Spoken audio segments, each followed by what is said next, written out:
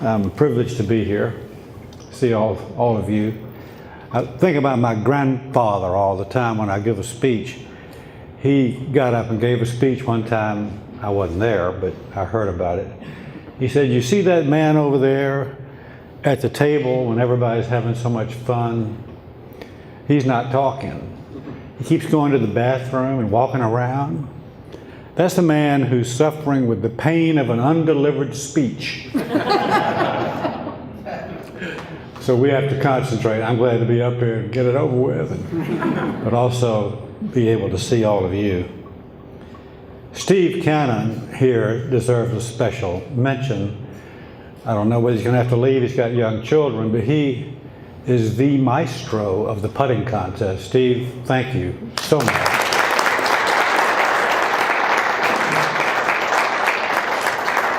My own view of children in carts is not that they play 18 holes on a regular golf course, but putting contests.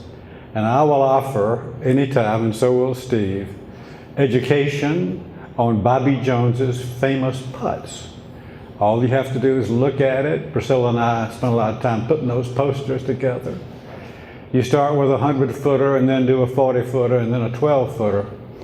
And I'll guarantee you, a child who's never been on a putting green and maybe beginning will have the ball randomly go in the hole to a round of applause. There's nothing like it. The full round takes a long time, but I think the future is me, since I now no longer walk 18, is putting contests. I just love them. I love the one tonight. I love the one for the scholarship, which the #1 beginning of it was won by a tennis player who was 85 years old.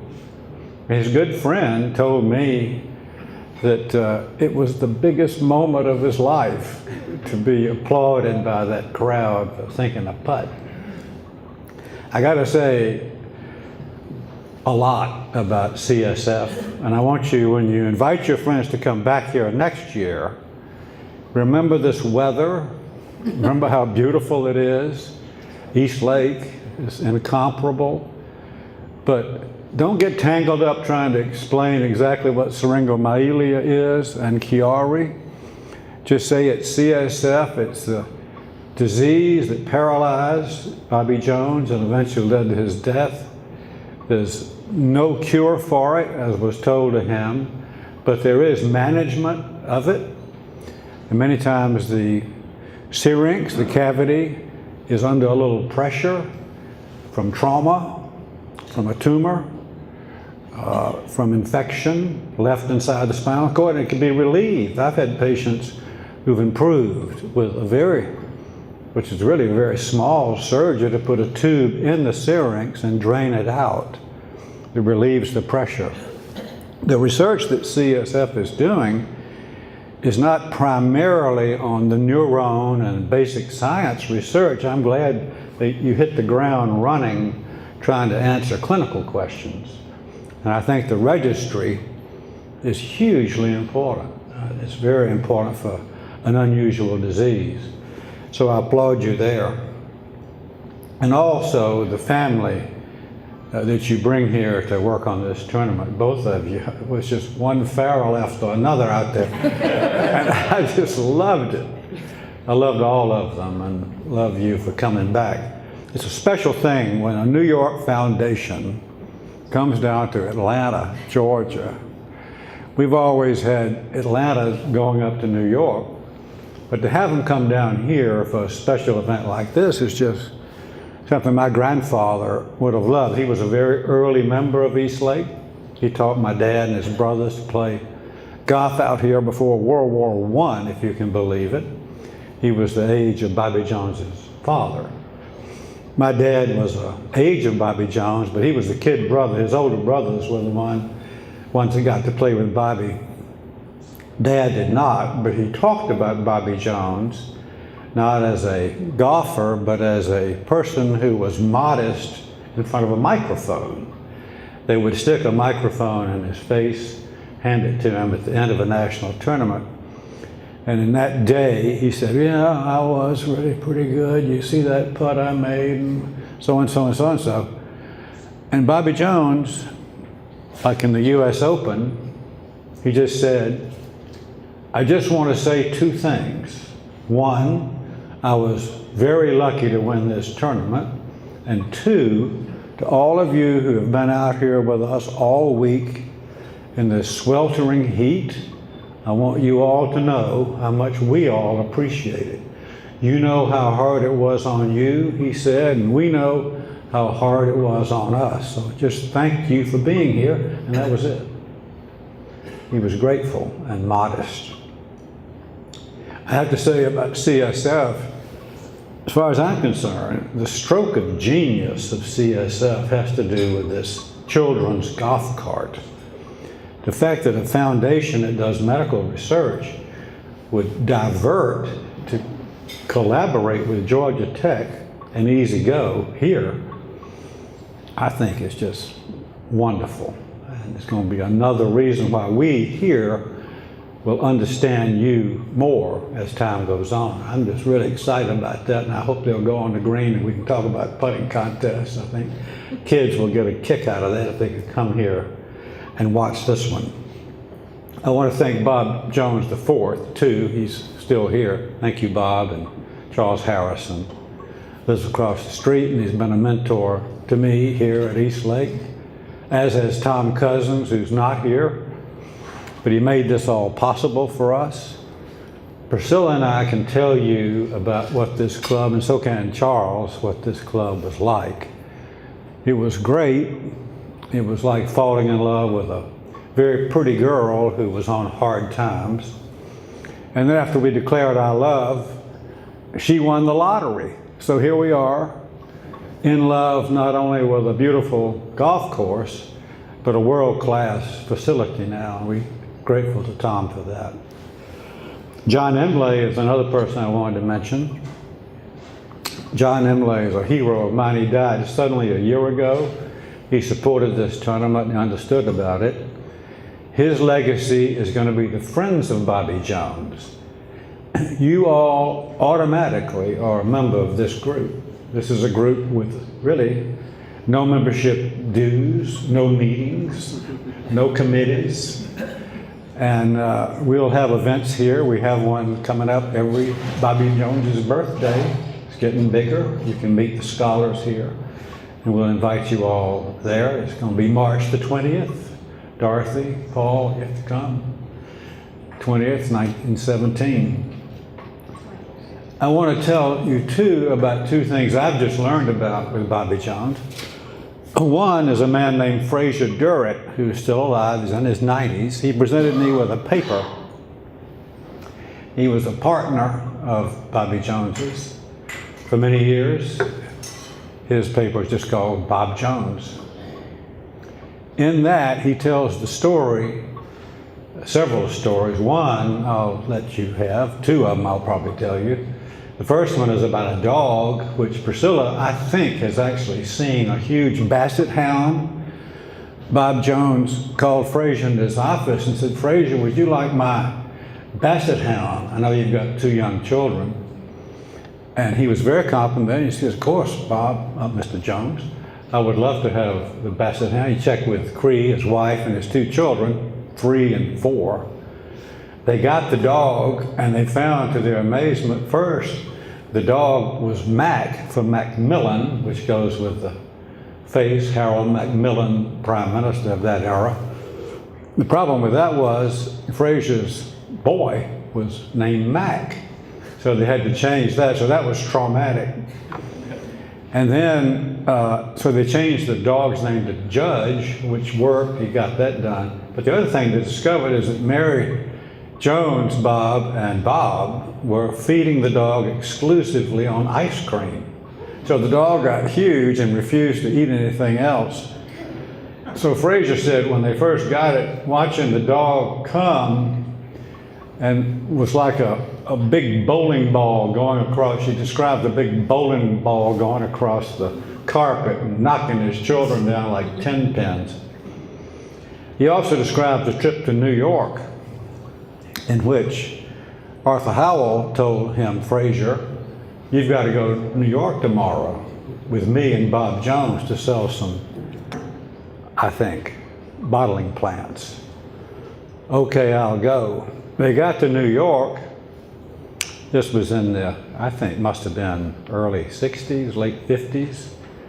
30 years after the Grand Slam in New York, you got the ticker tape parade. The plane stops on the tarmac in New York, and Frazier looks out the window, as does everybody else, sees a limousine with policemen front and back, lights flashing, and they said, what is this? And the stewardess said, well, Mr. Jones, you and your party have to get off. So he got off into the limousine. It sped through everything going down into New York City to the Waldorf. And Arthur in the back said, Bob, what is all of this? And Jones turned around with his unusual quizzical smile and said, well, boys, I guess when they give you the key to this city, it means something.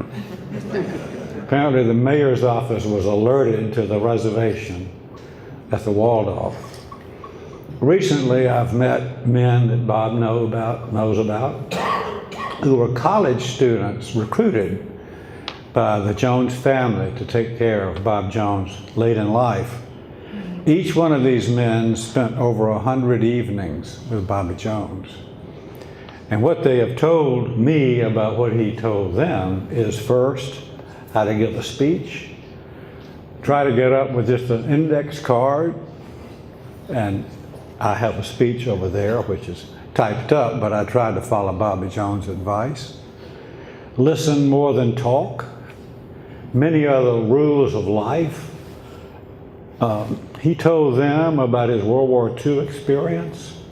He told them that he was worried, since he knew the plans for D-Day here in Atlanta, one of the only men, probably the only one who did. He was worried that he would say something casually that someone taking care of him might overhear. He was in D-Day +1 at D-Day. He never talked about that outside the family. Became a good friend of General Eisenhower's, of course. He left a stamp on these boys, now retired gentlemen, that has lasted their lifetimes. They are now talking about it and writing it up. Two of them have. Pete Ward, I rode to the Masters with him, and he's just not ready to talk about it. It was too powerful for him. But there's more coming, and I had basically given up on ever hearing about this period of Bobby Jones's life. I think Bobby Jones would have loved this foundation. It was unheard of. All he got from his doctor was what the diagnosis was. I don't think he got any warm letters or even phone calls about the details of his symptoms. And he just sucked it up and handled it.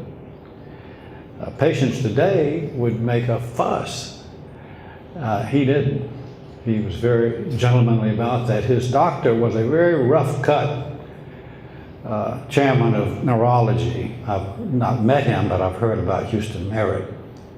So I'm grateful for Bobby Jones for sure.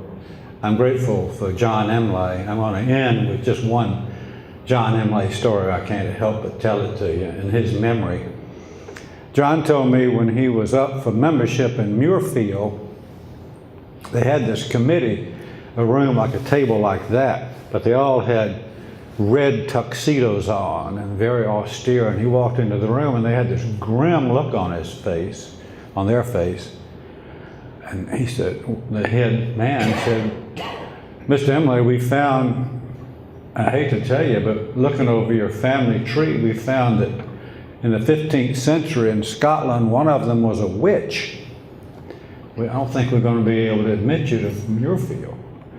So John stood up and he said, I am so sorry, but hey, we've always been in the show business. And with that, they melted and he got into Muirfield. So. He loved Bobby Jones, and he had one afternoon with Jones, who counseled John about his temper. He got control of that. He didn't lose it.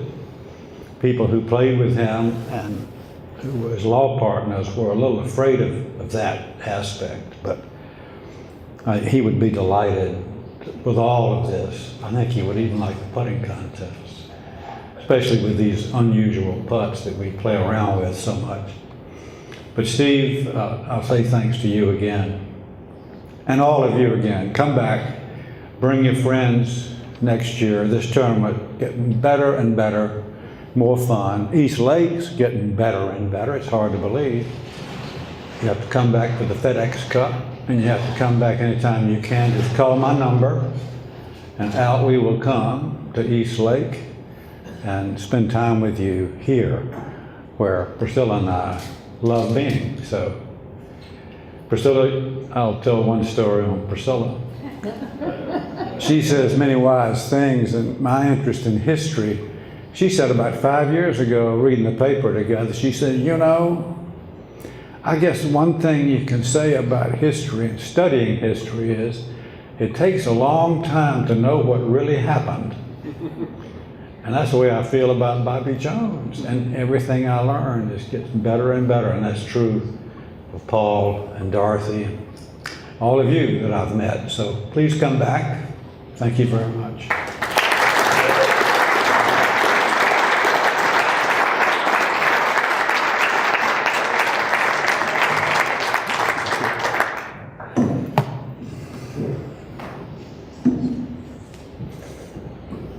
Okay, now we'll get into the awards for today's tournament. I'd like to bring up Bob Jones IV.